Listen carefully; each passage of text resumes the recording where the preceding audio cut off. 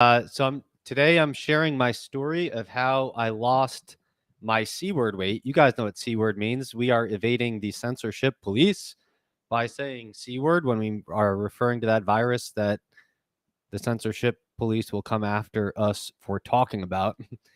And a lot of us gained a lot of weight last year. I count myself among those of us who did. I know lots of other people didn't, but this is my story of how I became almost obese uh, in by October of 2020, and how I've basically completely reversed it. I've gone, in the words of Drew Manning in his marketing gimmick or experiment, however you want to put it, from fit to fat to fit. Only, I didn't go from fit to fat on purpose like he did. I went from fit to fat by accident. But I lost all that weight and I got fit again very much on purpose. So this is basically the story of what I did. Before I start talking about it, and I'll answer any questions you guys got about my story in the live chat. I'm just going to tell the story first.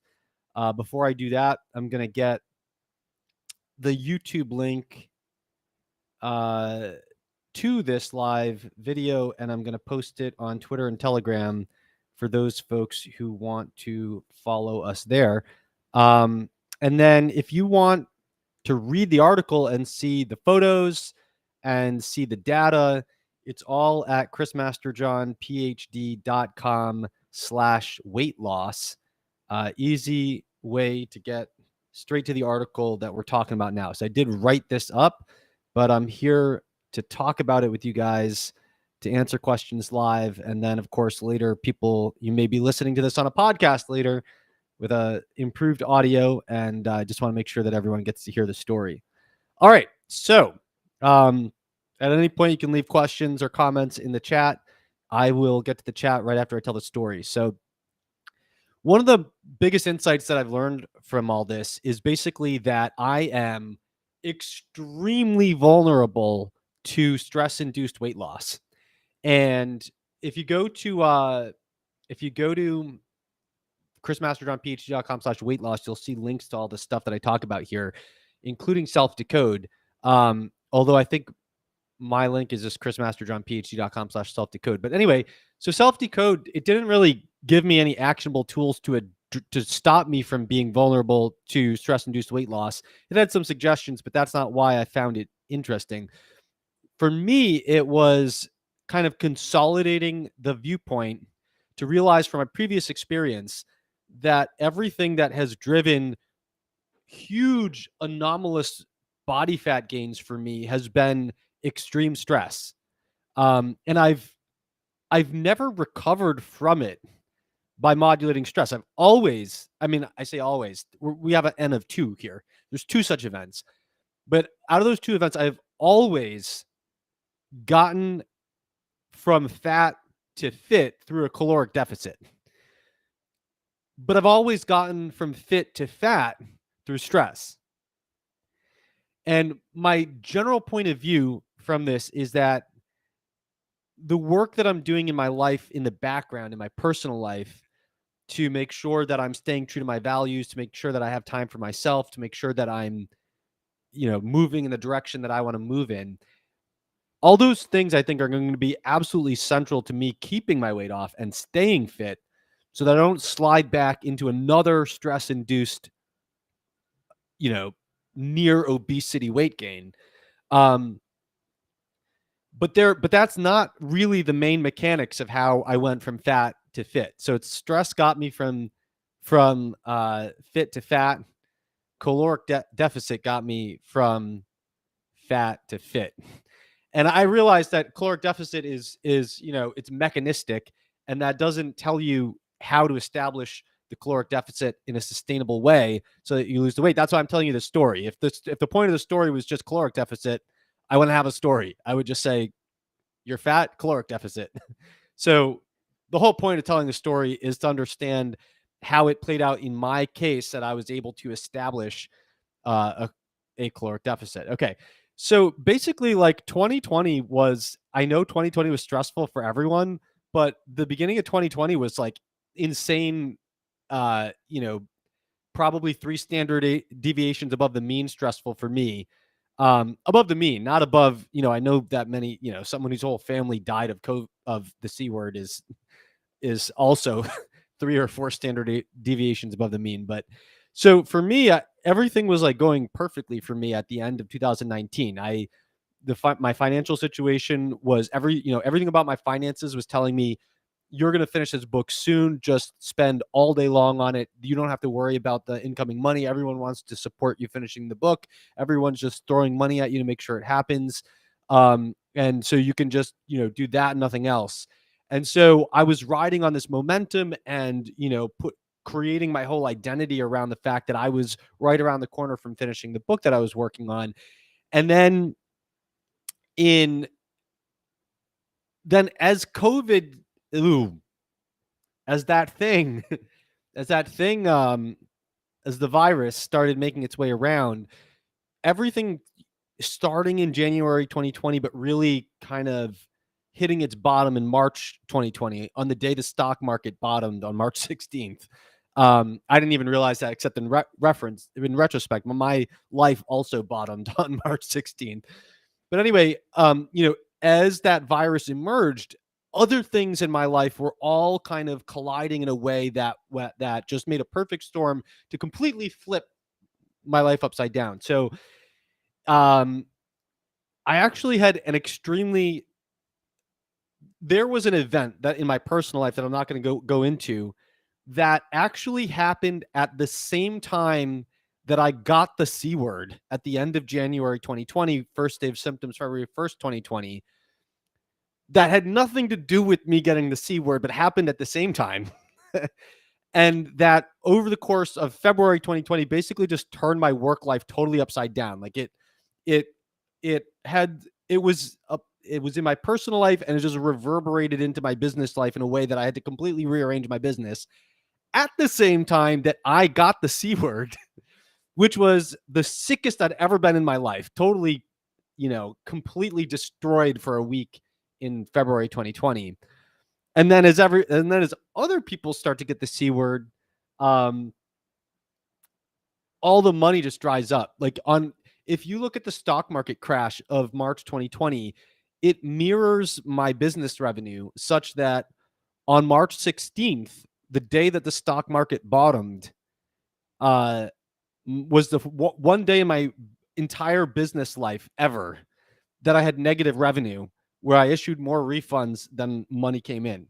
Never, ever, ever happened except on March 16th, 2020, the day that the stock market bottomed. And so it's interesting parallel. I didn't think much about the stock market at all back then.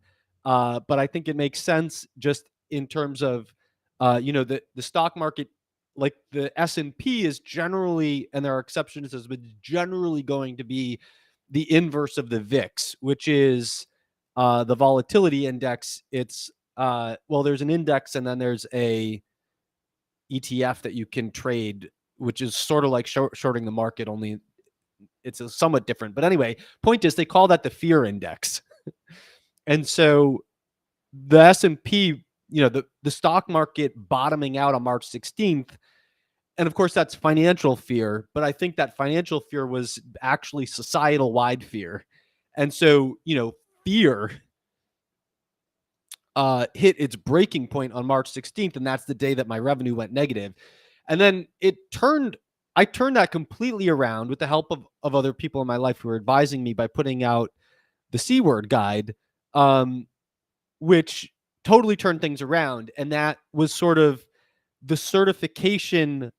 It was like I know not everyone in my audience is here to buy stuff, but what people are buying from me is generally giving me a sense of what people care about. And so the fact that the C word guide turned everything around from what had seemed like, I was going to go out of business on March 16th was basically the market-based certification from all of you guys that what you wanted from me was my analysis of the C word and how to protect ourselves. And so on the one hand, that completely flipped around my focus and I had to completely pivot everything I was doing. On the one hand, I feel that that was the right thing to do. I mean, that people certified that they wanted that from me reflects that that was what was needed, and that was my gift to the world, and I don't regret it. However, it was flipping upside down what I was doing for my focus in my business at the same time that I had the personal life thing going on that completely flipped around everything else I had to do in my business right after I was recovering from the C word itself, which was the sickest I'd ever been in my life. And then on top of that, my lease was up in April, and I had for many months I was planning to move, and I was planning to move based on other things going on in my personal life that just made sense, that actually didn't wind up making sense because they were related to stuff that the expectation that the C word was going to be over after we flatten the curve in 2 weeks, or that it might last a couple more months. And that's not what happened at all. So in retrospect, the whole logic of the move didn't really make sense in retrospect, but it was, you never knew that it was going to keep lasting another 6 months until the 6 months were up. You could still have been saying in August, in August 2020, you could have been like, oh, I can't wait till September when this is over, and of course now it's clear that it's never going to be over, but it's never going to be over till everyone says this. That's the only thing that'll make it over. um and there are still people who are deluded into thinking that will comply their way into it being over, and that's wrong. But anyway, that's not the point. So the point is that moving itself is, every time I move, it sets me back a few months. And I think moving is one of the most stressful things I could possibly do. Um, Sometimes it's worth it, but it's still one more stressful thing on top of that. And then there are just other things on the direction of my life where, there were a lot of things that I could be thankful for there, but um, there were also, things in my personal life that I didn't really realize until I had the mental space to reflect on later, that were really dragging me into areas where I was kind of being pulled away from my core values, and not able to understand what I was feeling and therefore express what I was feeling in a clear way. And I think that actually reflects very much what happened the other time I had stress-induced weight gain. And if you go to chrismasterjohnphd.com/weight loss, where I have the written article version of this, there is a link to my previous weight loss experience that I had documented, which was based on my first semester as a professor at Brooklyn College, where I gained 7 inches on my waist in one semester. And one of the issues was that when I took that job, I got kind of, I don't want to say I got like trapped, but they wanted my first year to look one way and I wanted my first year to look another way. But I felt like the way they described that their expectations was more like expectations than a discussion. And so I kind of held my tongue and figured I'd deal with it. But then, and this was related really to the way that I wanted to balance teaching and research my first year. So their perspective was that I shouldn't do focus on research in my first year because I wouldn't have enough experience and stuff like that. But my perspective was, I don't want a gap in my publication record. In order to build on my research career and keep it going, I should focus exclusively on research in my first year. But I never explained that to them, and I should have, but I just felt like I didn't really feel like I was given the choice or being asked the question.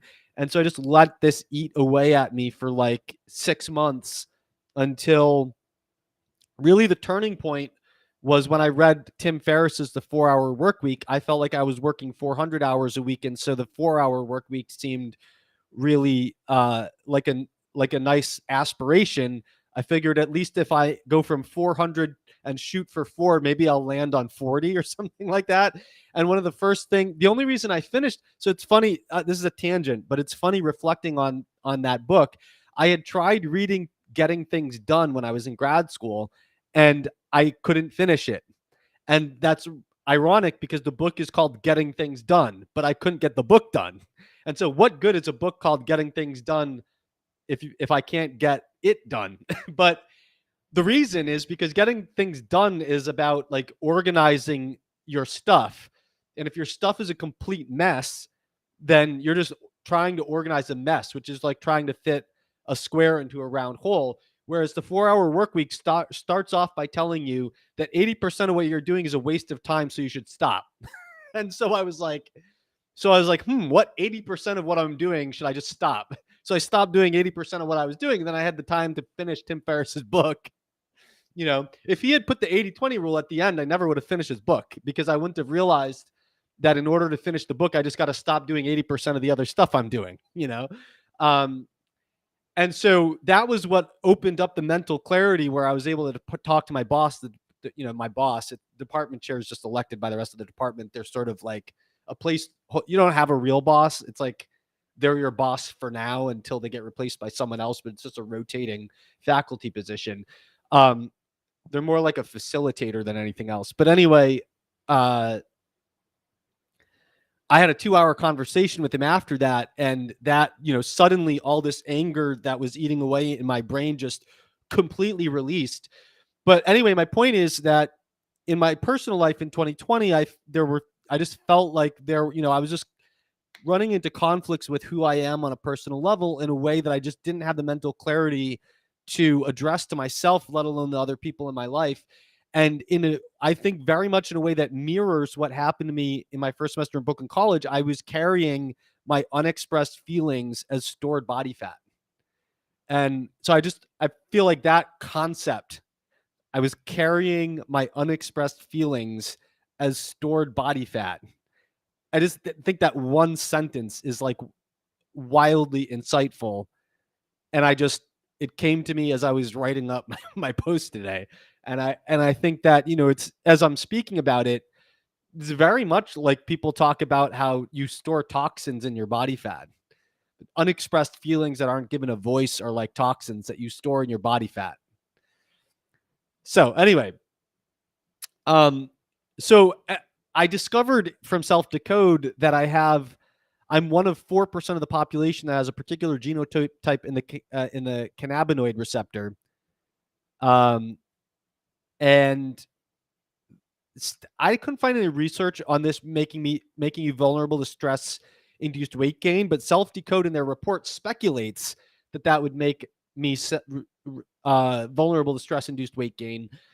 And they have some suggestions that I never even tried to put into action. What I found valuable about that was not so much that it gave me a way to like hack my vulnerability to stress-induced weight gain and reverse it.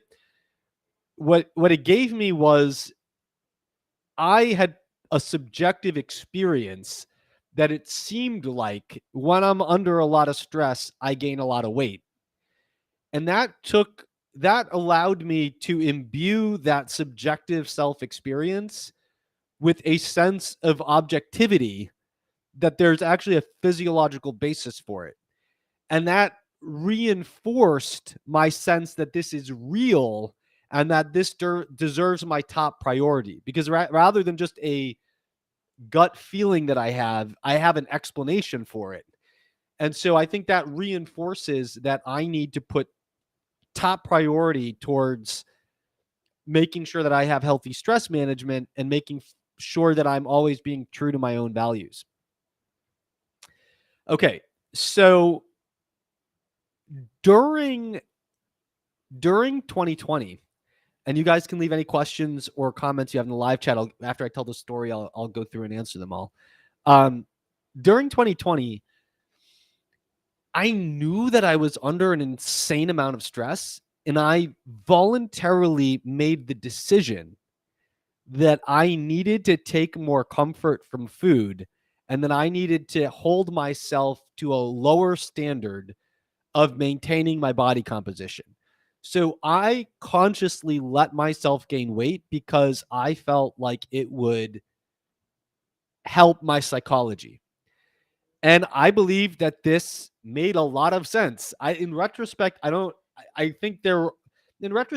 would have modified how I did that to make sure it didn't get out of hand, but I don't think I would have fundamentally changed that idea. And that's because I didn't have that many other valves through which I could relieve stress. You know, we were in social isolation, the gyms were shut down, everything to do was shut down. And I know that, and the gyms being shut down was actually a major part of this, because it's not that I couldn't exercise otherwise. Of course, anyone can exercise without a gym. You don't need a gym to exercise. I hate it. It makes me sick when people use that to say that it didn't matter that they shut the gyms down. I think it's myopic. I understand where people are coming from. They had a different exercise practice. They did fine. They think everyone else should. But I think it's disgusting for people to impose the fact that they were okay with the gyms getting shut down on other people. And of course, my bias is that I wasn't okay with it. It was incredibly psychologically damaging to me, and played a major role in why I became almost obese. But so for me, I mean, there's two things. Uh, one is it was the major thing that I went outside for. You know, I also worked in coffee shops, and I also went to stuff, and but on a day-to-day basis, I don't go out to work. If I did, that would have been shut down too. But I did go out consistently to the gym. So it was like the one consistent thing where I always went out of the apartment to do. And so that certainly contributed to the sense of, social isolation and being a prisoner in my own apartment. But also, it's one thing to have the ability to exercise outside of the gym, but it's something else when you have for many, many years centered your physical practice around the gym. And of course, there are other ways to center your physical practice around. But if you happen to enjoy lifting weights or doing other things that you can do at the gym, and you happen to live within 5 minutes walking distance from a gym, you're going to center your physical practice around the gym. It just doesn't make sense to do anything else. And so if the overwhelming years of your life have your physical practice centered around the gym, then yeah, you can do other things, but all of a sudden you're now stuck starting from ground zero, figuring out how to reconstruct your physical practice rather than doing what you've been doing for the last 20 years of your life. And that's fine too if you have extra time, but I don't, great for you if you got extra time during COVID, during C-word lockdown. I didn't. I was spending 12 hours a day doing C-word research, because publishing the C-word research newsletter that I was publishing through, on an almost daily basis through something like September 2020 was how I kept my business afloat. So I didn't get the unemployment check with the extra $600. And I didn't get time. I didn't get sent home with time to goof around. I was busier. And so it's not just having time to exercise, it's having time to reconstruct a physical practice on totally different parameters than what you're used to. To say that it's, to dismiss that that's not a major obstacle to maintaining a physical practice is nuts. And it was. And so that's a major reason of how I became almost obese in 2020. Okay, so in big picture is what happened. At my peak, and I don't remember my weight. I'd have to go look it up. I don't remember my weight in 2018 when I did those fitness pictures, but I think my lowest weight was in the high 140s. And that's when my waist circumference was the lowest in my life. I think it might have gotten into the 26 inches. And that was on extreme ultimate diet 2.0 dieting that no one would ever maintain themselves on. I was like, I know that people on the cover of fitness magazines do crazy stuff to get to look like that, and then go into a photo shoot with tools at their disposal to look way better than they actually do if they took a selfie in the mirror. And then they get on the cover and then they go back to normal life. So I was saying, what happens if I do that? And you can see the one of the pictures from that if you go to Chris Masterjohn phd.com/weight loss and just click on where it says some muscle shots. There's a link to or you can go to my Instagram. It's the only highlight I have up there for that muscle shot. That muscle shot is fully optimized lighting, angle, camera, money, plus good body, plus strategic use of vodka, plus a month of, 50% focus just on that going into that. If you want to see what I looked at a selfie in the mirror at the same time as what's in my Instagram highlight, you can see the 2018 version. I have a photo at chrismasterjohnphd.com/weight loss. I have a photo, 3 photos. One when I was fit in 2018, one when I was fat in 2020, and one when I was fit in 2021. And from this morning, actually. This morning, I'll tell you what I did this morning soon, but taking the third picture in that series is one of the things I did this morning. But in the 2018 picture, that's what I looked like at home in a selfie in a mirror. Then go to my Instagram highlight. That's what I looked at when I paid a guy top dollar to put me in a flex box, he called it, with specialized mirrors and lighting and professional camera, with a dude saying, now lean forward slightly, now contract your pec, now, no, he didn't tell me to contract your pec. He said, now, tilt this way, relax your pec. Now, no, squeeze your eyelids slightly more this way. No, relax the bottom of your eye. Like, that's so the Instagram highlight picture is, top dollar, that coaching, all that stuff. And then the selfie at home shows you the raw body of what it looks like in the selfie in the mirror. But anyway, so I don't remember. I think I was around top 140s, like 148-ish, when I was at the low point of, maximal depletion during the lead up to that fitness photo. And I think my waist was in the 26-inch area, if I remember correctly. But anyway, in the fat picture in October 2020, the picture that's on up on the site is 3 pounds under my top weight. My top weight was 189.6 pounds. I actually remember hitting 190 or above, and I don't remember if it was 190.6 or whatever it was. I believe I had one measurement that was 190 that did not get recorded in my app. I use a Unexpressed scale that connects to Apple Health and also has its own app. And I don't see the 190 measurement there, but I believe it was there. So I actually think this is slightly, I think maybe it like said, are you sure this is Chris? And I didn't hit, yes, this is me, or something like that. Maybe it was just the BMI went out of range. They had to check it was me and I didn't tell them it was. I don't know. Something like that. And so I was 189.6 on October 24th, 2020. And at my height of 5 and 7.5 inches, that made my BMI 29.3. Now in the app, the Yunmai app doesn't record half inches. So I was in there as 5'7".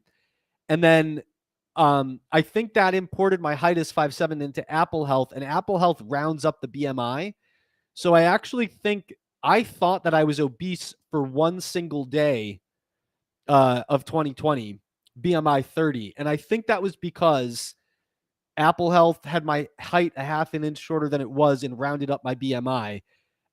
So my actual peak BMI was 29.3. If I am missing one measurement over 190, it might have been 29.4 or something like that. So I was almost obese. Almost, like really close to obese. And by the way, the pictures, I have 3 pictures on chrismasterjohnphd.com/weight loss. I did not pick the 2020 picture to make me look bad. I picked the 2020 picture when I was like trying to look muscular, because that's what I was doing in the other 2 photos. And so if you were to see the worst picture where I'm just letting my gut hang out in 2020, it looks disgusting. And I didn't not post it so it wouldn't look disgusting. I was just trying to take 3 photos where I was in like the same pose. And so the one that you see where I'm fat, I'm trying to look as lean and muscular as possible in that picture. And then, I always hate it with the before and after photos when they were trying to look ugly in the first one and they were trying to look their best in the second one. I think that's stupid because it doesn't give you, good for marketing, but it doesn't give you a real comparison. So anyway, so currently my weight fluctuates between 155 and 158, and my BMI is on the higher end of the normal range, but I believe because look at me, I'm more muscular than the average person, obviously. So I believe that being on the upper end of normal weight is probably where I want to be. Although I do think that I could lower my body fat percentage. So I have 11% today. I estimated with body fat calipers 11%. That's the same as what my Unmy bioimpedance scale says today, but it said I was 11.1% when I was almost obese. So I think these stand on the weight scales and give the body fat percentage are full of crap. They are totally useless. But 11% for body fat calibers, 14.5% for sculpt, which is a 24-point bioimpedance measurement that I think actually has some accuracy, and 20.5% for Dexa, which is supposed to be gold standard. And so I think that ideal body fat percentage for a man for fertility and hormones and stuff is probably 15%. But I'm going to do more research and see if you happen to know of research on human males of what truly optimal health body fat percentage is for health, such as fertility. All-cause mortality would be interesting, but that's probably biased by old people being the people who are dying. So all-cause morbidity would be interesting, fertility and hormonal health. If you have any endpoints for optimal body fat percentage for men, please send me a link on that. I'm going to be doing some research going into it. All right, so what did I do about this? I told you how I got fat. How did I get fit again? So the first 15 pounds, and by the way, ask or comment anything in the chat, and I will answer as soon as I'm done with the story. So the first 15 pounds, I wanted the low-hanging fruit of weight loss.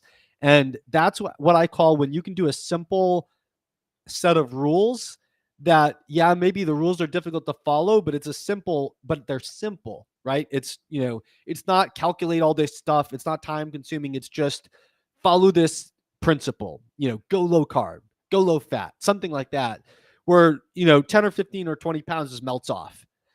And so I think generally when you're real fat, like I was, you have low-hanging fruit of weight loss available to you. So my low-hanging fruit was I set up 5 rules. Number 1, eat a well-salted, skinless, boneless chicken breast at each meal. I am in general against skinless, boneless chicken breasts, but for weight loss, they are very useful as a short-term weight loss diet. So rule number 1 is every meal has a skinless, an entire, well-salted, very well-salted, skinless, boneless chicken breast. Number 2, every meal except dinner has to be only the well-salted, skinless, boneless chicken breast. Number 3, if the number of meals I'm eating is causing me to not lose weight or to gain it, I need to eat fewer meals.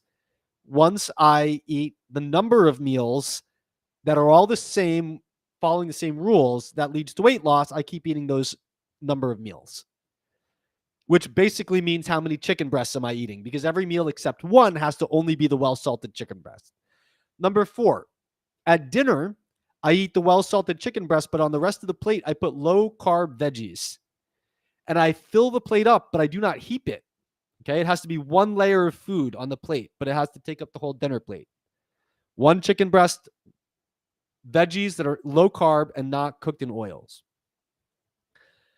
On workout days, so I'm weightlifting 3 times a week. Oh, by the way, the gym's opening up at the end of August in my neighborhood in September, and me getting my physical practice back in October correlates perfectly with the start of my weight loss. Okay, I got fat when they shut the gyms down, and I started losing my weight when they opened the gyms. Period. Not saying it's the only factor, but I'm saying that was the center of what happened. Okay, Cuomo may be fat. I know I had a role in that, but you get my point. Anyway, so I'm lifting weights 3 days a week, and on days that I work out, after I work out at dinner, my 5th rule is I can replace half the low-carb veggies with rice to increase my carb intake. All right, so the weight came off. I slept fine. That was the end of it. I lost 15 pounds over 2 months. I went from 189.6 pounds on October 24th, 2020 to 174.9 pounds January 3rd, 2021. That was 15 pounds lost over 2 months, mostly December 2020 and January 2021. Oh no, sorry. I got to change this in my post. That was mainly November 2020 and December 2021. 2020, excuse me. That was mainly November and December 2020. There we go. Those are the 2 months where I lost 15 pounds. And so that's roughly 2 pounds a week, right? 8 pounds. It's a little bit less than 2 pounds a week. Okay. So first of all, I am proud of the fact that my weight loss bottomed out on January 3rd. You know what that means? That means that through Thanksgiving, through Christmas, and through New Year's, I lost weight. Okay? I lost my 15 pounds. Half of it came off between Thanksgiving through Christmas and New Year's. And I kept losing weight the day after and 2 days after New Year's. So take that, all you homies who are telling everyone the holidays are what caused the weight gain. All right. Lockdown gave me weight gain. The holidays took it off. Just saying. Okay. So, but anyway, at that point, I knew I was exhausted of that diet. I was like, I did this for 2 months. I don't want any more of it. I feel the time has come to stop doing this. I need to eat something else besides well-salted, lean, skinless, boneless chicken breast. Like, I'm sorry, but I need to eat something else. And I also knew that I just took off 15 pounds. I felt like, let me focus on keeping it off. I did this. I accomplished it. I'm tired now. I want to relax. And so I made my goal for the next couple of months to just maintain what I lost. And my weight went up a couple pounds, but I maintained the vast bulk of my weight loss. And that's the biggest thing, right? The biggest thing is not that people can't lose weight, it's that they can't keep it off. And so I proved to myself that I could keep my weight off while I relaxed. And that was central to knowing that it was later time to lose more weight. And so keep in mind, I'm still very fat at 170.9 pounds. All right. Fat. Okay. So anyway, next, I wanted some other way to make the next 20 pounds easy, and I didn't find it.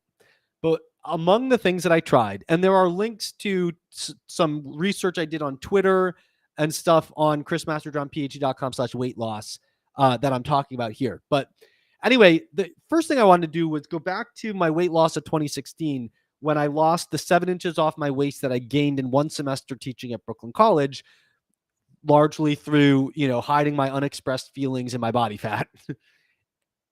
And what I had done back then was I focused on calorie tracking. And one of the reasons that I focused on calorie tracking is that one of my obstacles towards maintaining healthy weight is that being hungry gives me insomnia. And so I need to eat enough food to fall asleep. Now, a lot of people respond to calorie tracking. They say, well, don't you have an appetite? What's wrong with your appetite? And that's wrong. Okay. The reason that's wrong is because your appetite doesn't need to precisely regulate your daily food intake so that you never gain weight or lose weight in a day. Your appetite just needs to keep you weight stable over the long term. Okay. So an appetite that allows you to maintain weight stability over a long-term average over weeks is a healthily functioning appetite, but it doesn't do anything to prevent you from undereating in a single day. And so my problem is that for reasons that I don't fully understand, but are unrelated to my appetite, if I don't eat enough food, I will have insomnia. And unfortunately, the precision needed to make sure that I eat enough food in a day to not have insomnia is greater than what is needed to maintain my weight stable over a long-term average over the course of weeks. So my appetite works perfectly for the purpose for which it has evolved, which is to support weight stability over the long term. But it does not suit my unique idiosyncratic need to eat enough food in a day to fall asleep.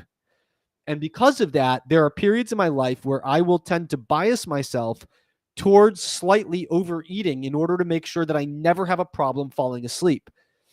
But that means that I fluctuate between eating enough for a day and eating slightly more than enough for a day, which is a recipe for long-term weight gain, slow and steady, but is also a major obstacle to trying to lose weight because it's very hard to find the right amount of weight loss, the right amount of calories that leads to weight loss and yet allows me to sleep.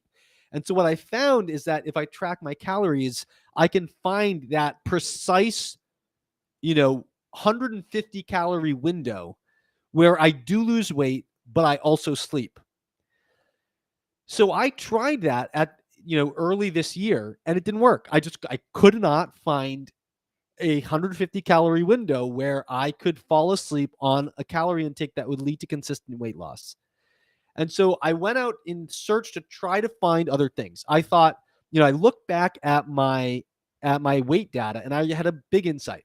And that was that when I moved was exactly when my big chunk of weight loss started. And the week that I moved, I gained 18 pounds over the course of those 3 weeks. I gained 6 pounds per week starting the week that I moved. By the end of 3 weeks, I had gained 18 pounds, and then it just went very, very slowly after that. So I'm like, it has something to do with the move. That got me thinking about the environment. I know in this building they spray pesticides preventatively. So was there lots of pesticide residue in the apartment that I had moved into from previous sprays? Was the water quality in my new neighborhood different? Was there a mold problem that I didn't know about? All these things are going on in my mind. Meanwhile, it's also consistent with the stress hypothesis because moving is exceedingly stressful. And it also, that was not just its own stress, but it was on top of a whole battalion of stresses that I was describing before. And so I'm, it's not clear whether I should be thinking about the environment or thinking about the stress, but I wanted to find some magic bullet that would make the weight loss easy. So I wanted to think about the environment. If it's mold, I can clean it up, get it remediated, move, detox. If it's, pesticides, I can figure out what can help me clear them. And during this time, I measured all my hormones. Maybe it's endocrine disruptors are messing my hormones up. So in my hormone tests, I find that my thyroid looks perfect. Like I got a full thyroid panel. I got the totals, I got the freeze, I got the antibodies, I got everything. Everything looked perfect. On the other hand, I did serum hormones, serum sex and stress hormones, as well as a Dutch test, dried urine testing at dutchtest.com. And my estrogen was higher than it should be in the normal range. My testosterone was lower than it should be in the normal range. And my cortisol, serum cortisol, morning fasting serum cortisol is high out of the range. And then on the Dutch test, I find out that my total cortisol production is high out of the range.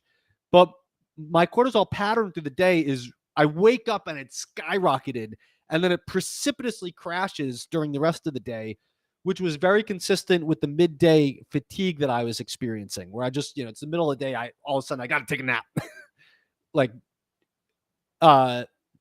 And that doesn't happen anymore. So, I haven't redone the Dutch test yet, but and it's funny too, because I'm really like, I feel the healthiest I've felt in years. That largely corresponds to me from recovering from the C word virus the second time. It's funny, just everyone's like, long C word and all that stuff. And I'm just like, I feel amazing now. And I don't think I feel amazing because I got the C word the second time. It's just that once I recovered from the C word the second time is when I sort of, everything started colliding that I've been working on and paying off in achieving optimal body composition, being able to be done with weight loss, bring my caloric intake back up, normalize my carbohydrate intake, all the things that I was able to do when I was done losing weight have all contributed to me just now taking a body that I've improved and now fueling it with everything good for it. So now I feel great. So I'm interested to see the Dutch test again. The issue is that um, after my weight loss, all my hormones improved a lot, but the cortisol only came down a little bit, and it's still high above the reference range. So I want to work on other ways to reduce the cortisol before I repeat the Dutch test to see the pattern over the day. I just want to get the baseline serum cortisol in the normal range, and then look at what the pattern looks like in the day. And right now, I'm shifting my focus into fixing longstanding problems in my neck that I'll talk about at the end. But because my vertebrae are crushing and deforming slightly my right ventral cord, I'm very interested in whether that could be constantly elevating my cortisol. And I did find a case report of restoring cervical lordosis that was associated in that person with repeat saliva cortisols that showed it followed go from high down into the normal range during the course of chiropractic treatment. So I do think that it's quite possible that restoring the natural curve in my neck will lower my cortisol. And so I'm trying to sort of not do anything else and just focus on that, because I'm very interested to see if that actually happens, because that would be huge if I found from my own case that restoring the curve in my neck normalizes my cortisol. That would be amazing. So anyway, so I documented on Twitter, and the link is in my post. I documented this research I was doing in these chicken and egg problems, the hormones. And that is basically like, obviously the body weight itself can cause hormonal problems. But stress can cause cortisol to rise, which can then cause testosterone to go down and estrogen to go up. And endocrine disruptors could be causing all of those hormonal functions. And on top of it, I found evidence that estrogen can prevent men from losing weight. So there's this major chicken and egg problem, which is, is it the body fat causing the hormones, or the hormones causing the body fat, or both? And to what extent is stress intervening with cortisol or endocrine disruptors intervening with estrogen the primary cause and need to be addressed? So I'm like, maybe I can just find an herbal aromatase inhibitor, which will normalize my hormones and help me lose the weight. But every herbal aromatase inhibitor that I could find also inhibits androgen receptors. And I'm like, well, is that going to, am I shooting myself in the foot with that? So ultimately, I gave up. I was like, this is too difficult to find this elusive environmental cause, or to find this, side effect free way of manipulating my hormones. I'm just not going to find the answer I'm looking for. I'm going to spend months looking. And so I said, I just need to bite the bullet and and just straight up cut my calories. The problem is I need to sleep at night. So my solution was I took 10 milligrams of melatonin per night. My morning melatonin was a little on the low side during the Dutch test. So I said, maybe that's my problem. Maybe when I'm in a caloric deficit, my melatonin tanks. So I take 10 milligrams in melatonin before bed every night, sleep like a baby. I get at least 6 hours, not like a baby. Baby would get 12 hours, but it allowed me to get at least 6 solid hours of sleep every single night while eating however little I wanted to. So I ate 1,000 calories a day. I wasn't counting my calories, but in retrospect, I know it was about 1,000 calories a day. 1,000 calories a day is insane. I was losing a half a pound a day for weeks, and then I got the C word the second time. I believe my rapid weight loss, half a pound a day, for weeks. I believe that rapid weight loss crushed my immunity, destroyed it, made me catch the C word. And I'll talk about that experience in my next personal post. But suffice it to say that I think that even though the C word was 10 times less severe than it was the first time, I believe it was way worse than it had to be, in part because my immunity was being destroyed by losing a half a pound a day. And then, you know what I did? I didn't want being sick to get in the way of my weight loss, so I kept it up.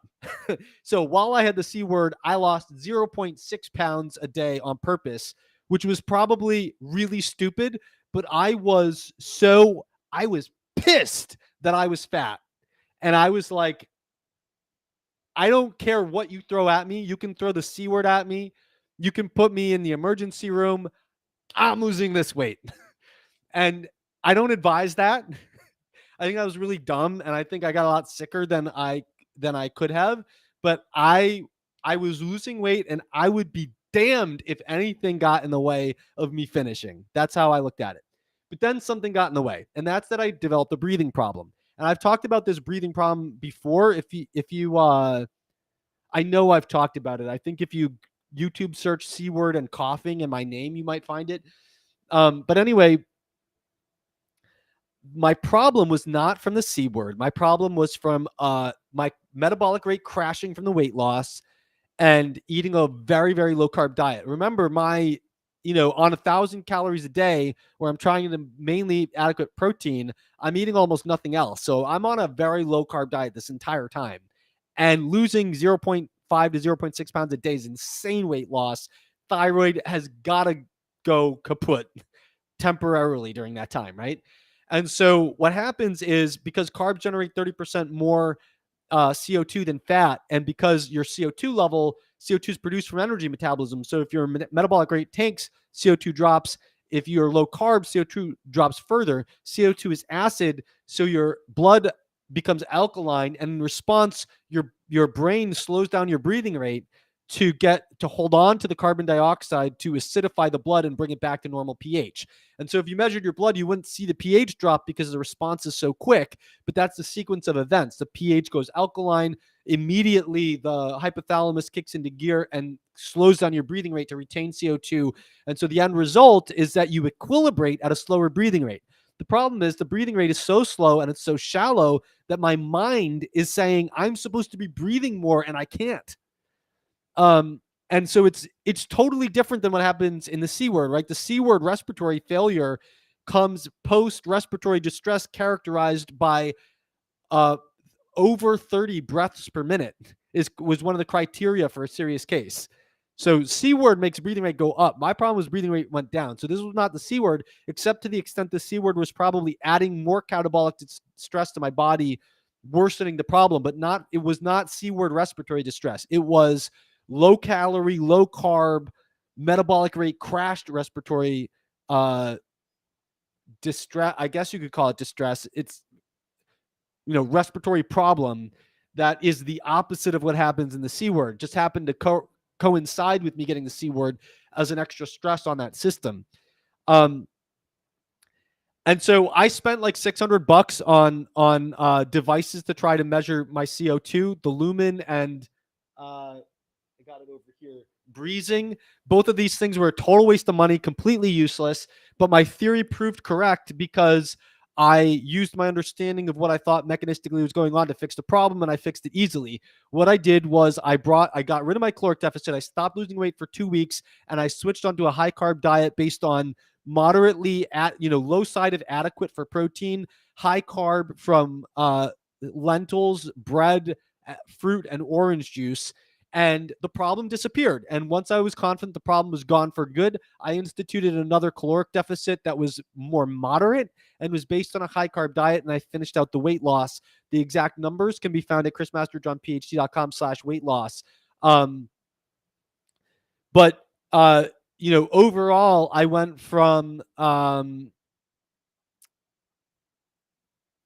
let's see, what I say my top weight was 189 point. I think it was 189.6 to my final weight at the end of this was 153.8. And so that final leg of weight loss was going from August 28th, 164.1 to October 12th, 153.8, which was 10.3 pounds over 45 days, much more moderate pace of 0.2 pounds per day or 1.6 pounds per week. And I didn't have the problem return because I had reduced the stress on my metabolic rate and I was eating more carbs. So I had to decide on a final target for weight loss. I'm kind of shooting at the hip this whole time. And what I decide is that I am going to target 5 or 6 pounds into the normal BMI range so that when I stop, I can test that I can stop micromanaging my weight and I can allow myself a window to go up and down, but I will stay in the normal BMI range the whole time. And so I set that as I want to be under 155 for the end of my final leg of weight loss when I decide that my weight loss is over, because normal BMI for me, for my height ends at 161. So if I go to 162, I'm overweight. And so I said, okay, anything under 155, I'm going to finish out that week of weight loss until I get to my off day when I'll refeed. And I'm going to push that under 155. If I get there at the end of my weight loss, and during this time, I forgot to mention this, I was doing once a week refeeds. So I was like, I'm losing weight for 6 days a week. And then 1 day a week, I'm going to relax. I'm going to take the day off and I'm going to eat pancakes. I'm going to eat bacon. I'm going to have some ice cream for dessert. I'm going to eat whatever the F I want. And then I'm going to go back to weight loss. So my rule was when I finish my weight loss for the week and I go to my refeed day, I need to wake up in the morning on my refeed day and I need to be under 155 pounds. And then the second thing was I measure my waist circumference every day with my weight as a means of compensating for the fact that muscle gain can cause your weight to go up. And so I figure if my waist circumference stays stable, but my weight goes up and I look more muscular in the mirror, I gained muscle. But if my waist circumference is going up, I'm getting fat. That's my basic rule. It's not perfect, but it's good enough and it works for me. And so historically, I've used a myotape. I switched in the middle of this to Renpho, which is a digital circumference tape that tracks your weight in an app, and you can also import into Apple Health. So I like that Renpho does that. That makes everything way easier for me because pain in the butt to manually enter into Apple Health or to enter in, God forbid, some other app that's not connected to the rest of my health data. Pain in the ass. And so Renpho does that for me. That's one reason I like it. The other reason I like it is because I feel that the button on it gets a very, very, very consistent tension. And that's the reason I like myotape. Myotape also has a button that retracts the tape. And so that also has good consistency with tension, unlike a sewing tape measure.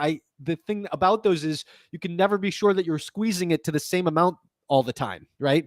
So I always inhale 3 times and fully exhale and then kind of contract my corset when I measure it. And I do that. Some people might say that's cheating. You're sucking in your gut. I don't believe that because first of all, most people have underactivated corset muscles anyway. Like everyone should probably be engaging the corset muscles more anyway, especially me. But I do it because if I fully contract my corset muscles, I know that I'm contracting them to the same amount every time. Whereas if I'm letting my gut hang out and I'm squeezing a tape around it, I have no idea if I'm doing the exact same tension as I was doing yesterday. So anyway, I feel the Renpho is also a little bit more consistent with its tension than the myotape. But the Renpho is also less tension. So when I switched to the Renpho, it created an artifact where my waist circumference went up 2.5 inches because there's that much less tension on the Renpho than the myotape. So using the myotape, I generally, when I'm fit but not doing an extreme diet, I'm 28 inches when I'm very, very fit for me. In October 2020, my waist circumference was 36 with the myotape when my weight was 189.6 and my BMI was 29.3. By May 9th, which is my name day, I think that's a coincidence that I started using the Renpho the next day. By May 9th, the last day of using the myotape, it went down to 32.5. Then I switched to the Renpho. Renpho created an artifact where it went up 2.47 inches. So I'm going to equalize them by taking that number off. So Renpho made me go from 34.97 on May 10th to 29.12 on October 12th of 2021. Presumably with the myotape, that would have been 26.65 inches. So that would have been a total loss of 9.35 inches from October 2020 when my weight loss started. Oh, wow, that was almost exactly a year. October 24th, 2020, my weight loss started. October 12th, 2021, my weight loss finished. 9.35 inches came off my waist. That's big. That is big. Okay, this is fit to fat to fit, isn't it? But Drew Manning did it on purpose as an experiment. I got fat by accident, got fit on purpose. Okay. So throughout this time, I should note that I'm weightlifting 3 days a week and I am getting a minimum of 15,000 steps a day. Now, I believe that getting 15,000 steps a day was central to me because, yeah, I could have eaten even less food for the same caloric deficit, but getting the movement helps keep my system revved up. It actually helps me control my appetite. And so I would have to eat even less with my appetite being higher if I wasn't getting 15,000 steps a day. So getting 15,000 steps a day was huge to both create the caloric deficit and also make it easier to not eat the food. Once I was able to keep the weight off, once I had arrived, oh, and by the way, that waist going down to what on the myotape is probably 26.65 inches, that also told me Instagram is pausing. Sorry, Instagram. My video ended with Instagram. All right, 1 second, guy. I'm going to go back on Instagram for those people that were listening there. So,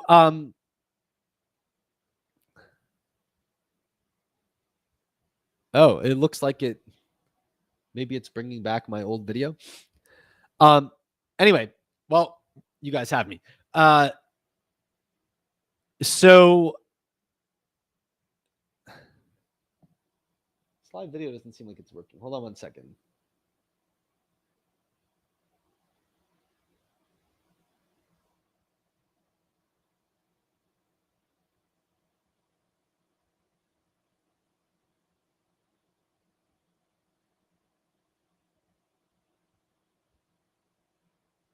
All right, going back on live on Instagram if that works. Yeah, okay, good, it worked. So going down to 26.65 inches on my waist is also what gave me a couple extra inches of room where I could,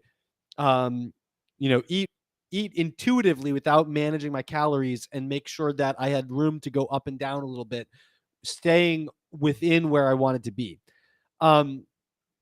So since October, I've focused on just making sure I stay in that range.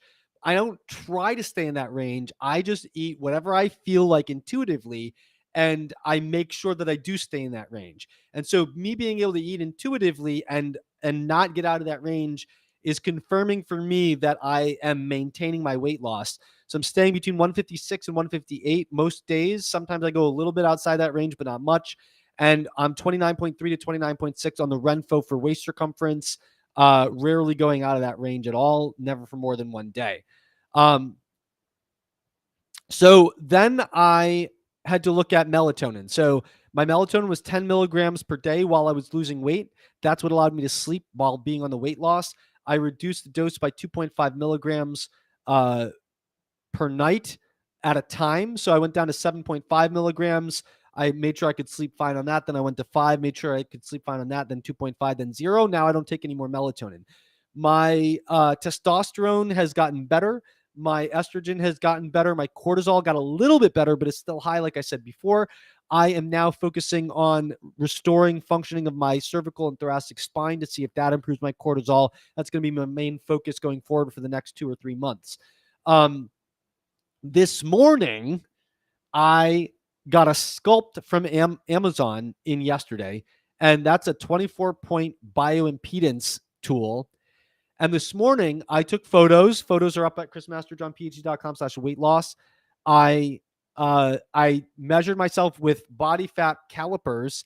I used my new sculpt, and I got a Dexa scan. And I previously was going to get a Dexa scan with Fitness City and Alternity, their partner, and I demanded a refund. I posted about this on social media when it happened. I demanded a refund and refused to do business with them because they wanted me to get a negative C-word test because I was unjuiced. And I said, this is discriminatory and completely unscientific. You didn't even ask me if I'd been infected before. You got some nerve treating me differently. But on top of that, the data clearly shows that juiced people can spread the infection. So you are completely unscientific and totally penalizing the people that are doing something differently than the way you want them to do it by treating them like crap. And I will not give money to anyone who demands a negative C-word test from me because I'm unjuiced. Those people are anti-scientific and they are tyrants and they are contributing to the destruction of the free world. And I will not stand for that. So I demanded a refund. I gave them a 1-star review on everything I could find. I gave them a no, I wouldn't recommend them on Facebook, 1 star on Yelp, 1 star on Google, on both Fitness City and Alternity, their partner. And then someone in the comments on Instagram told me that Hudson Medical on 281 Broadway in New York City doesn't treat unjuiced people differently. So I went there and I had to wear a mask, and I thought this is stupid, religious, and anti-scientific, but that's fine because everyone has to wear a mask, juiced or unjuiced. And I will happily give my money to people who believe in this mask superstition if they treat juiced and unjuiced people the same, and they treated me just fine. So, so I went to Hudson Medical, 281 Broadway. Anyway, so the Skinfold caliper readings told me I'm 11% body fat. The Sculpt told me I'm 14.5% body fat. And the Dexa told me I'm 20.5% body fat. I believe the Dexa is the gold standard, and that I'm 20.5% body fat. But it is interesting to look at the Sculpt because both the Dexa and the Sculpt get more granular than total body fat, but in different ways. So the Dexa tells me that my android to gynoid ratio is 0.68. That sounds feminine and emasculating, but it seems like that should be healthy because android fat is in your belly and that is associated with worse health outcomes. So I guess I keep my fat in my hips. But that is associated with healthier outcomes, unless that's only true in women. I don't know. Anyone want to comment on whether having a gynoid distribution means a good thing or a bad thing? Because I'm not sure how to think about that. Like I feel like I'm a man and I should be android, and yet when I looked up the meaning, I feel like it's probably good if I'm not android with respect to body fat, carrying it in my visceral abdominal region. I thought Dexa was going to tell me visceral abdominal, but it doesn't. I don't know if that's because they gave me incomplete information or if that just Dexa. Never gotten a Dexa before. And so let's see.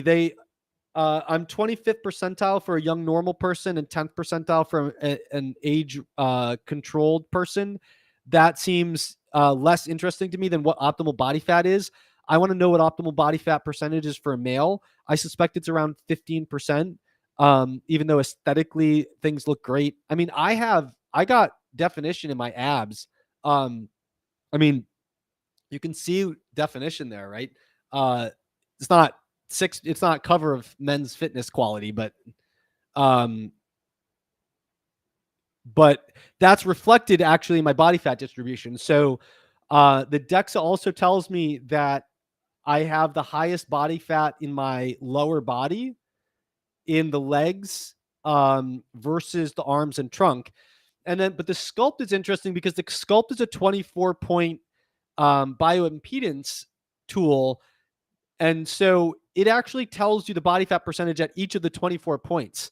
And the overwhelming lesson from the Sculpt is that I'm a fat bottomed man and I carry most of my body fat in my butt. I don't know if that's a good thing or a bad thing, but it explains why like my forearms look pretty lean and my biceps look pretty lean. Like you can see the veins, I think, in my forearms and my biceps. And I think that you can see I can see definition here. And so I have more fat in the love handle region, but that doesn't show up in Dexa or Sculpt. What shows up in Dexa is that it's generally in my lower body, and what shows up in Sculpt is that that's all in my butt. But I mean, I can just look in the mirror and I can see that I have more love handle and less abdominal fat. But the Sculpt tells me that the fat on top of my abdomens is 13 is like 13.5%. And that's, I guess that's not like way lower than their overall rating of 14.5%, but it is lower than it. So I have less fat in my abs than I have elsewhere in my body, but it is way lower than my butt. So they rate my butt at 23% body fat. So 13.5% on my abs and 23% on my butt. And then on my forearms, forearms are 12%. So I have real low body fat in my forearms, which is why I think they look low fat, right? And my surface abs look kind of low fat.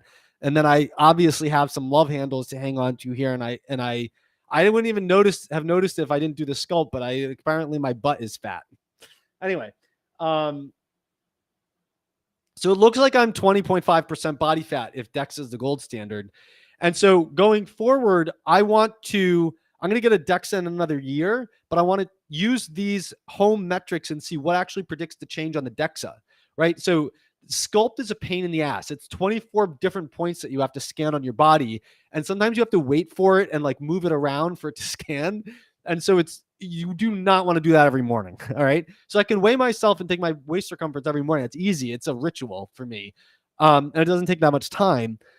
But maybe I'll do the sculpt like quarterly or monthly. And then I'll say, okay, does adding the sculpt or add calipers add any predictive value to knowing what would happen on the Dexa? And then my end goal will be to do Dexa very, very infrequently. But once I have validated these things I can do at home for how well they predict the Dexa in me personally. So that's my plan. And if I go overweight, but I think it's because of muscle, I'll probably run a Dexa even if it hasn't been a year, if I want to be sure that I'm moving in the right direction. Because it is very possible to gain enough muscle to be overweight when you're very lean. That's a problem with BMI for individuals who lift weights. Okay, so I'm going to go to the live chat in a second. If you were on the first Instagram that crashed and you had a question, please ask it here because I no longer have the questions from the Instagram that crashed. Going forward, like I'm fundamentally a systems optimizer. I'm an INTP. My lead is introverted thinking. Introverted thinking is very good at theorizing about the mechanics of how things work. That it's also very good at optimizing systems. And that's why I tend to think of systems perspectives, how things are connected in the underlying, how they work together. In another life, I could easily have been a computer programmer. And I think generally I don't optimize myself because I feel overwhelmed because introverted thinking is not good at being effective.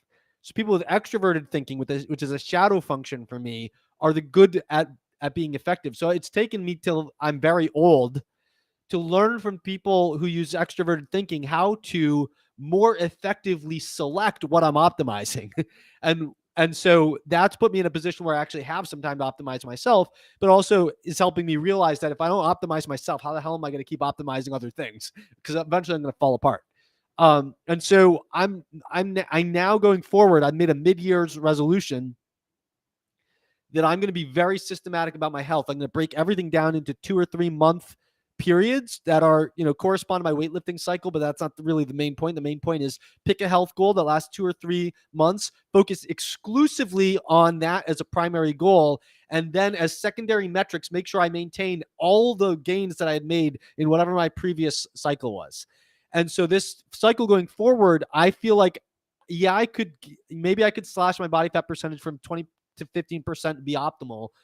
But right now it's more important that I fix my neck because I've had a problem with head tension for 20 years. I recently did an MRI and x-rays in various different movements of mouth and neck and all that stuff. And what those show is that I'm very much have almost no curve in my neck. So I lack cervical lordosis. But much more importantly than that, because I lack the cervical lordosis, the curve in the neck, it's like if you had an arch and instead of having an arch, it was flat. It just can't distribute force properly. It's like if you made a bridge that had no suspensions and it was based on like this structure, it's going to crash in the middle. And so my vertebrae are crushing my discs, and I have 2 discs that are bulging. One of them is torn. And so I think it's top priority that I fix that. And so what I'm doing is I'm working with a physical therapist to specifically target that. Then I'm going to work with a rolfer to do manual body work and with a functional patterns practitioner to more holistically make sure the rest of my body is functioning properly. So I'm taking a holistic approach to restore fully optimal and fully normally functional anatomy, both from a structure and movement perspective, with special emphasis on restoring cervical lordosis as well as mobility in the cervical and thoracic spine. So when I started physical therapy, if I would go like this, the top couple vertebrae would move and the bottom cervical vertebrae wouldn't even move, never mind the thoracic vertebrae. Now I have full movement of this, not full movement, but I have all the cervical vertebrae moving. And I also have some top thoracic vertebrae that are moving when I do that. And when I turn from the left to the right, I would not have any counter rotation in the thoracic spine. And I'm now starting to get that back. And so it's going to be, I'm going to keep it up, but I'm very intensively working on that. With body composition, I'm going to keep the gains that I've gotten, and I'm going to do weightlifting that will bias me towards a slight bias towards gaining muscle, but I'm not really going to focus on that. I'm going to, if anything, I want to gain muscle, but I'm not really going to try to manipulate my body composition. And then after I feel like I've done enough on my proper mobility, I'm going to switch to body composition. Cycle 1 will be add muscle with minimal or no fat gain. Then I'm going to reevaluate whether I need to do another loss of body fat, or if, based on my research into what is optimal body fat percentage for men, I can just bring my muscle up alone without raising fat in order to get into that optimal range. I'll evaluate I will evaluate that at that point, which will be, a few months, like Q2 of 2022. All right, that's it. So chrismasterjohnphd.com/weight loss is where you can read the article. I'll go to the live chat. I'll start with Instagram. Remember, if you want Instagram at the beginning and it got lost, I lost your question. So please ask it again.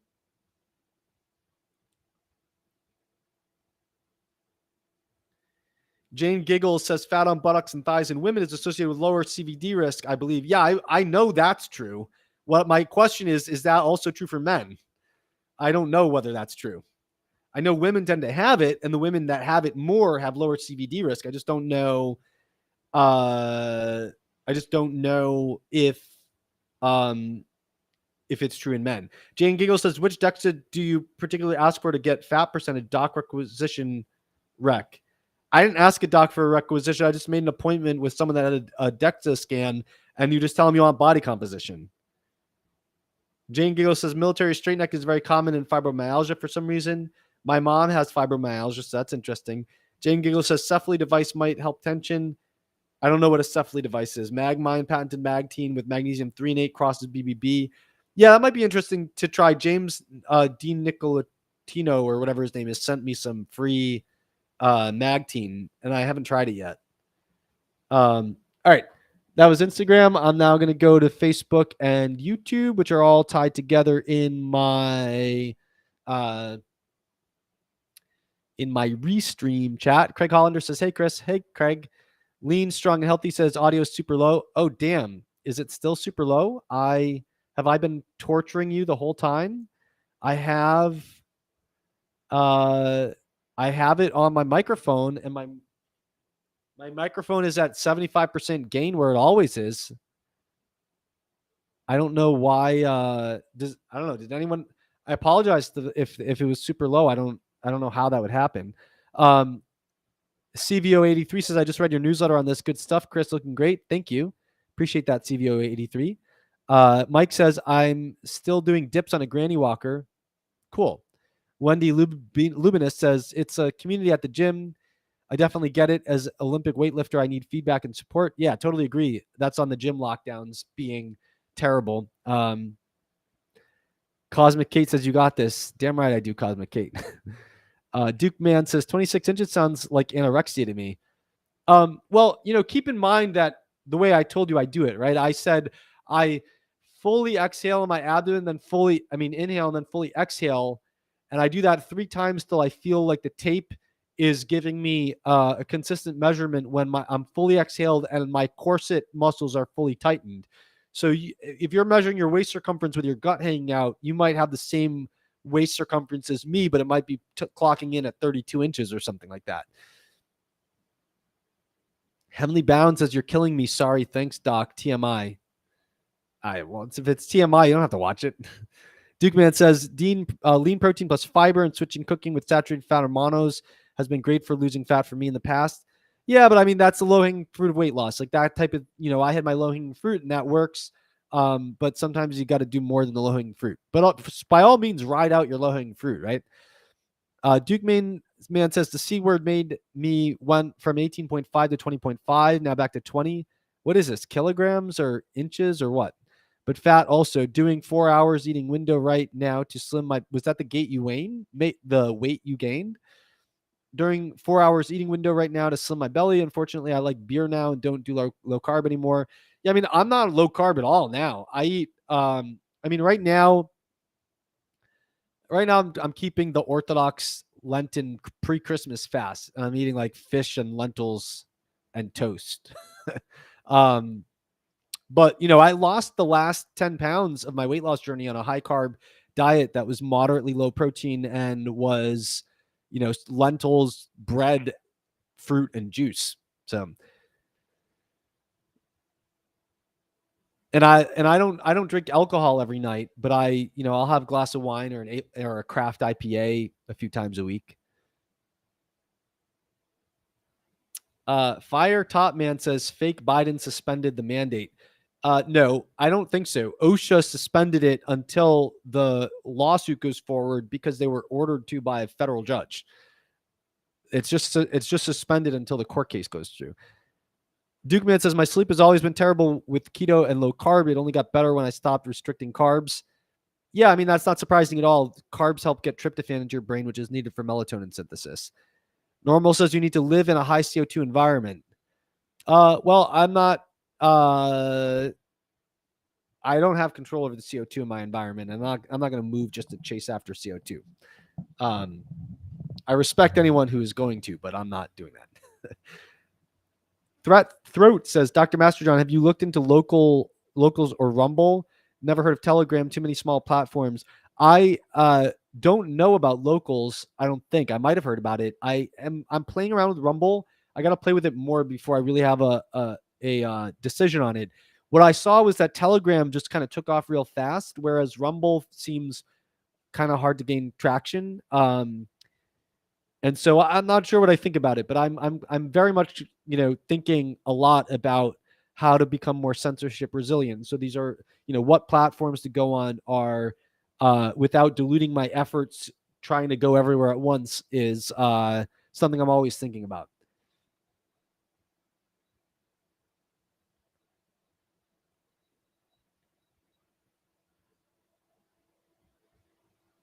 Freedom Fox 1 says I should talk to Derek for more plates, more dates about hormone optimization. He's enhanced hormones for bodybuilding. Hopefully I'll get a chance, but I'm not focusing on that right now. So Normal says, also, did you know that above 7,000 feet altitude, all excess fat is burned off thanks to such high thyroid function? I didn't know that. That sounds like Ray. You learned that from Ray Pete. I didn't get, and Normal says, did you get prolactin? I didn't get prolactin. No. Throat says, yeah, the stress of realizing this fascist government has no concern for human rights has done a toll on me too. Not me, actually. I have like a much greater sense of purpose.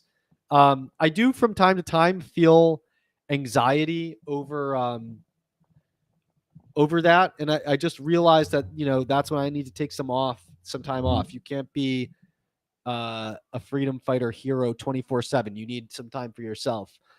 But I do think that I have a renewed sense of purpose because of it right now. Freedom Fox 1 says your zinc protocol really helped my hormone health. That's awesome.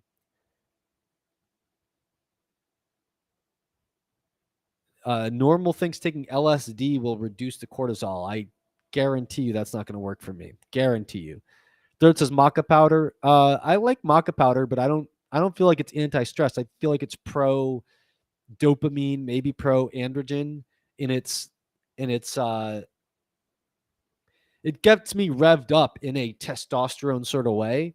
And I don't just mean libido. But maca powder also, if I take too much of it, it makes me feel like I have pulmonary hypertension. And so I want to learn more about it before I decide to make it a permanent fixture in my supplement regime. Normal says all these things are just caused by cell metabolic state, nothing to do with being fat or not. Being fat directly alters the amount of fat in your adipose cells, which directly impacts cellular metabolism. So being fat is a direct cause of cellular dysfunction. Throat says, does maca inhibit androgen receptors as well? I have no idea, but I don't think maca has an aromatase in it. I think it has norepinephrine and dopamine reuptake inhibitors in it. But it might also inhibit aromatase. I don't know. And I have not looked at methylene blue. No. Freedom Fox 1 says, do you think 7 keto DHEA might have the same metabolic benefits as regular DHEA? I have no idea. Normal says, did you take any measures against the weight loss negative effects like taking vitamin E or even simply aspirin?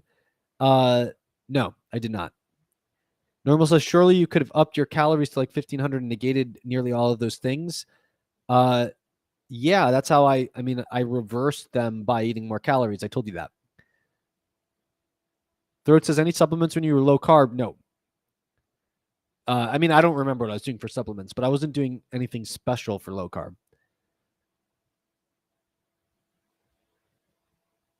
Sandra says, how to lower cortisol. Well, I'm in the midst of following that up for myself. The obvious things that come to mind are lowering stress, making sure you eat enough, making sure you eat enough carbs.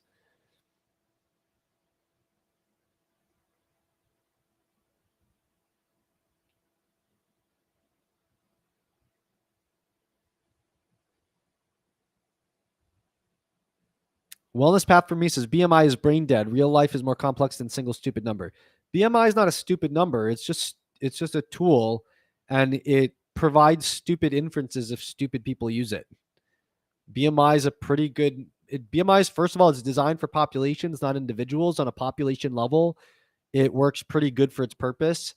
But second of all, BMI works reasonably well for an individual if you acknowledge the caveats of its limitations.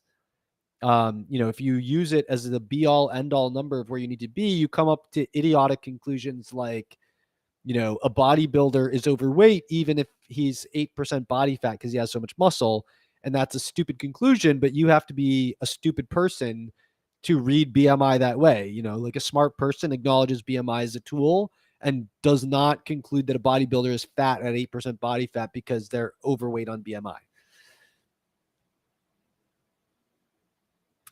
Throat says, but low carb diets will inherently elevate cortisol. I don't know if that's true. I think that low carb diets, I think they raise cortisol primarily when ketones are not high enough. So I think if you're very keto adapted and you have very high ketone levels, you will not get such a cortisol rise. But I think if you have, I think if you get high ketone levels and you're keto adapted, I think you'll save your cortisol from going up. The reason I believe that is because ketones cause cortisol to go down.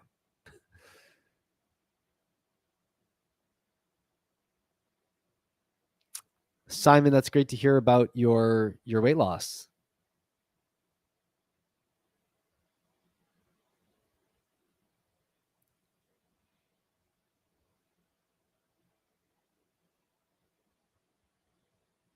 All right. Throat and Sandra on YouTube are debating whether low carb is intrinsically metabolically problematic. Throat seems to be coming from a repeat perspective here.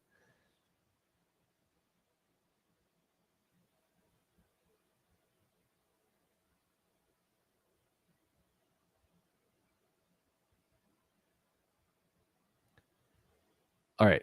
Look, I'll let Throat and Sandra discuss this. Normal says Repeat has a great website full of amazing, concise articles. Indeed, Throat has been reading Repeat, as I suspected.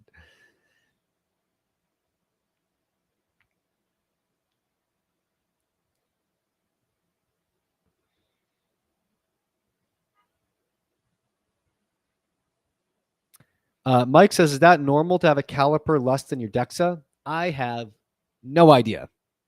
No idea.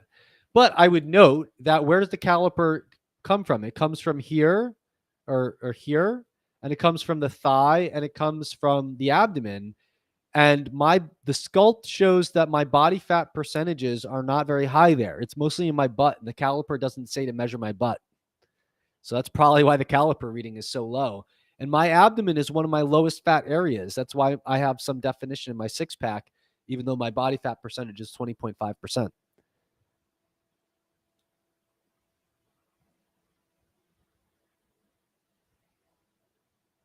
Normal says the high fat in lower areas probably just caused by high estrogen levels from what I know. Uh, Maybe. Although I think, my estrogen has come down quite a lot. And depending whether you use the mass, it looks a little bit worse on mass spectrometry than on the immunoassay. I both measured. And I assume the MS is more accurate. So I guess I still need to lower it a bit, but it came down quite a bit with my weight loss. So it seems more like the weight is driving the estrogen up than the reverse. Although I know it's a vicious cycle. So who knows? I mean, maybe if I stabilize at this body fat percentage, the fat will move out of my butt because the estrogen will be lower. I don't I have no idea. Normal, I have not looked at methylene blue. Normal, I have no thoughts on progesterone for men. Space 99 Yak, I'm not going to, if you ask me a specific question about repeat, I'll get into it here, but just generally, I think repeat's a great source to read with a critical mind for alternative viewpoints on things.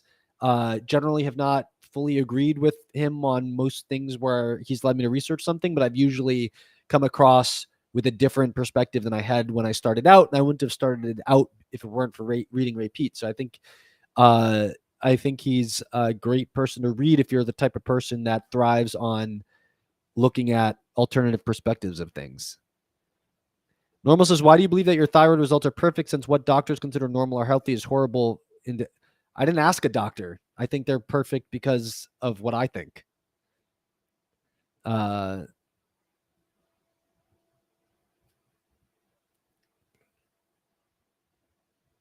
Gordon says the audio is great. Okay.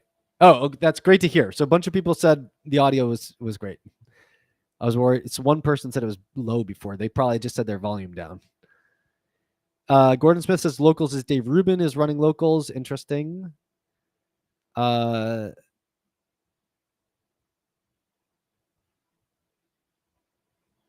Duke Man is a fan of ashwagandha.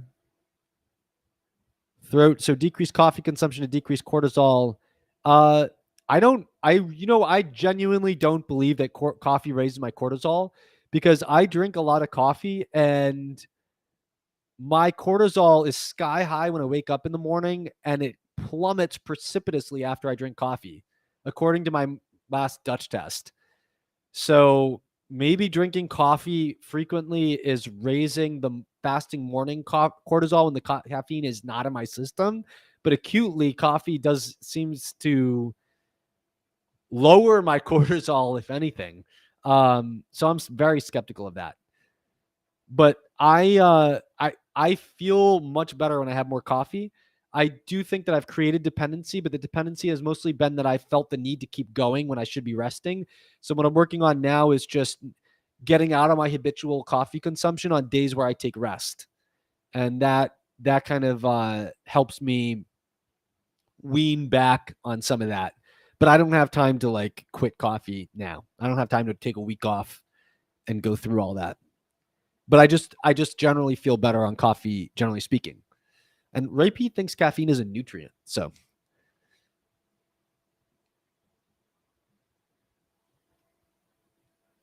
Freedom Fox 1 is saying I should get in touch with his bodybuilder because I'm thinking about optimal body fat percent for health. Yeah, bodybuilders do not deal with that. They deal with how to protect themselves from hurting themselves from losing essential fat. That's not at all the question of what is optimal for fertility, hormonal health, and all-cause morbidity. That no bodybuilder wants to know the answer to that question because they would probably stop bodybuilding if they knew the answer to that question. They don't want to know that because optimal body fat is almost certainly considerably higher than what any bodybuilder has.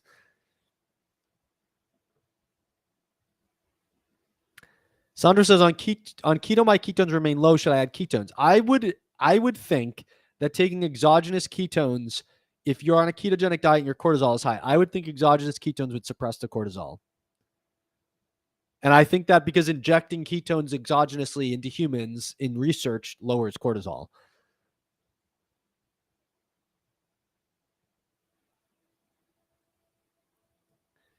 So normal says, I assume if you maintain body fat levels now and reduced E, which estrogen, I guess, muscles and brain would burn fat in a less harmful way, not leading to any cycle making the butt go down is my theory. Um, I am not going to focus on reducing the estrogen now. The body fat lowering is reducing estrogen itself. My estrogen was never high out of the range. It was just higher than I'd want it to be. It is now, it's now by the immunoassay, it's in a good spot. By the mass spectrometry assay, it's could go lower, but it's better, way better than it was before. So I'm assuming I want to push it down further, but cortisol raises estrogen too, and so I'm very interested in in the hypothesis that restoring normal vertebrae function will lower my cortisol. There are case reports suggesting that happens because my cervical vertebrae are deforming my right ventral cord. It seems like there could easily be some neurological feedback there. And my cortisol is out of range. My estrogen is not. So my cortisol, even after it came down, is still outside the normal range. And so I believe that trying to target the cortisol as a way of modulating the estrogen makes more sense than trying to target because cortisol increases aromatase. So I think targeting the outer range cortisol to lower the estrogen makes more sense than trying to do the reverse. And I also am interested in restoring normal things that are dysfunctioning because, look, I don't believe sex hormones are ever in the driver's seat. They are intermediate. They signal intermediate things. That's why, for example, thyroid affects sex hormones much more than sex hormones affect thyroid. As well, same thing with the adrenal axis. The sex hormone axis is secondary to the other hypothalamic axes. And that is because you make decisions about fertility based on your relative balance between stress and energy. And you don't make decisions about stress and energy based on what you want to do with fertility. You make decisions based on what you can do with fertility based on how much environmental stress and how much food availability you have, because that determines whether you're in a position that can raise a baby. So therefore, thyroid and stress hormones are upstream of sex hormones. But also, if my functional anatomy is much worse than anything else right now because my vertebrae are crushing my discs and they're crushing my ventral cord. So that is worse than my cortisol levels look like, and it's worse than my body fat levels look like. And so, if that has a chance of normalizing my cortisol, then I think I should fix the thing that's most broken, and it is not my energy metabolism; it is my functional anatomy. Uh, Aaron Olson says, "Oh wait, okay." Throat says, "Kind of like raising cortisol in preparation for the coffee." Yeah, maybe. I don't know. But like I said, I have reasons to not alter my coffee intake right now. Mark says, any thoughts on lion's mane, reishi, cordyceps, chaga, turkey tail? Thanks, Chris. I love Four Sigmatic Think, which has lion's mane and chaga, I believe. Um, I love Think. I feel like it's a great brain booster. Space 99 Yak, I have not looked into Idea Labs by Georgi Dinkov. I have not. Aaron Olson says, why do you only lift weights 3 times a week? I mean, what do you mean? Because normal people need rest. And because, I mean, I guess I could do half the workout 5 days a week, and that might actually be better for my work. My top priority is getting things done and I'm not a bodybuilder. So I don't have 3 times a week is fine. I mean, what's wrong with 3 times a week? I've never heard of any evidence that 3 times a week is inadequate for basic bodybuilding purposes. If you're not trying to like flat out totally maximize your muscle gains. Aaron Olson says, how do you know your vertebrae is messing up your cord? X-ray and MRI. The MRI is what shows the ventral cord is being slightly deformed. Normal says, I agree with you on addressing the base issue, not lowering E2 directly. Thank you. Throat says, kind of crazy to think body fat itself elevates estrogen. No, it isn't crazy. Body fat, adipose mass determines adipose aromatase expression. What are you talking about? Kind of crazy to think body fat itself elevates estrogen, considering losing weight doesn't decrease fat cells, right? It's some sort of, you don't have to get rid of the fat cells. You just get rid of the fat. being in a fat cell alters the cellular metabolism of the fat cell. It's being fat that raises aromatase, not your number of fat cells. Freedom Fox 1 says there are non-professional bodybuilders who are prioritizing general health. They know how you can push body fat without causing health issues because they've actually tested the boundaries. Right, I get you, but I'm not trying to test those boundaries. I don't care about being as low body fat as I can get while not hurting my health. I care about being at the body fat that optimizes. I want to optimize for fertility and health because I don't really give a damn what my body fat percentage is. I mean, I even have like, a half decent six pack at 20.5% body fat because my abs have like 13%. And so, I'm not trying to get on the cover of Men's Fitness or compete bodybuilding, so I don't really care about it. I'm much more interested in restoring optimal health. And so it's a totally different thing. I get what you're saying. Like, yes, they'll know research that's relevant, but they're not optimizing for the same thing. They're optimizing how do they get as low as they can without breaking the system. I'm trying to find where is the sweet spot if I don't care about going in one direction or another.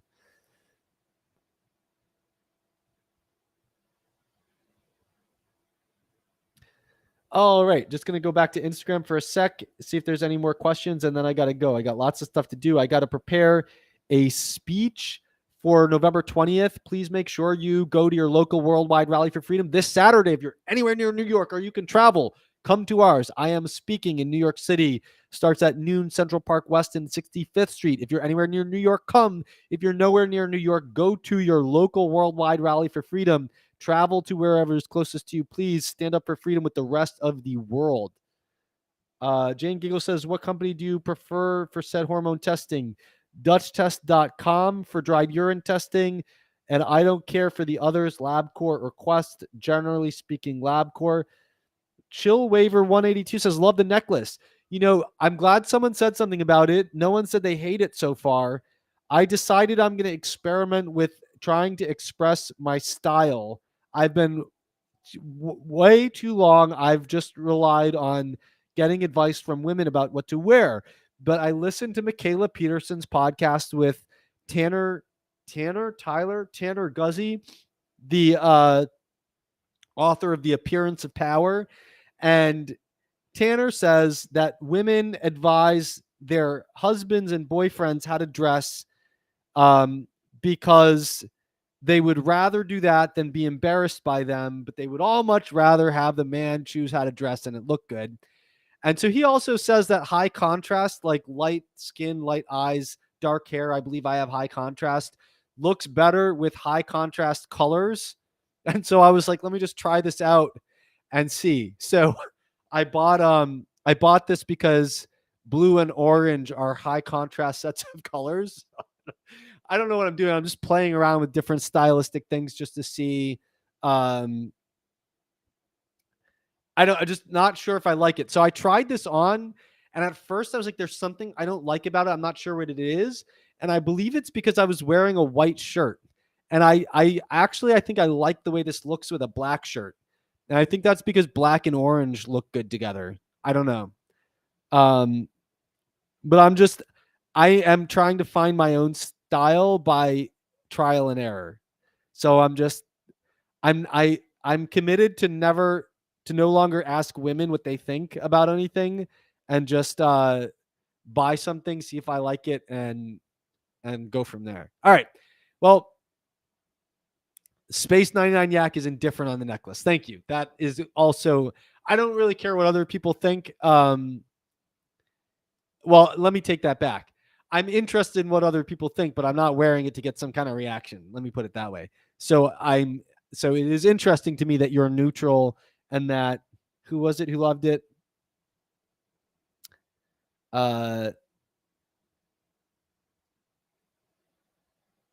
Someone loved it here.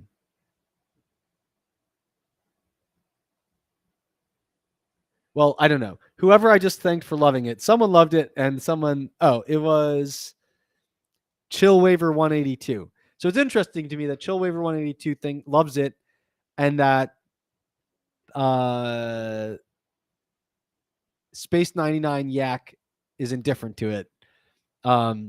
Interesting feedback. All right, thanks guys. Got to go. Got lots of stuff to do. Got to go prepare my speech for Saturday. Take care, guys.